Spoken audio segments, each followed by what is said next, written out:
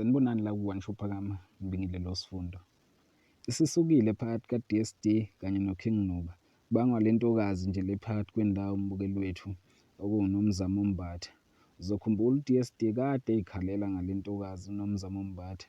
Kakhulukazi nje unokumphosta kwi-page lakhe, aphinde futhi ahambe eyokhomenta lapha esithombeni zakhe ey'khalela nje kule ntokazi ethi nje uselinde nje ukuthi iqhikeza limkhombise indlela ehambise okungokwabazali.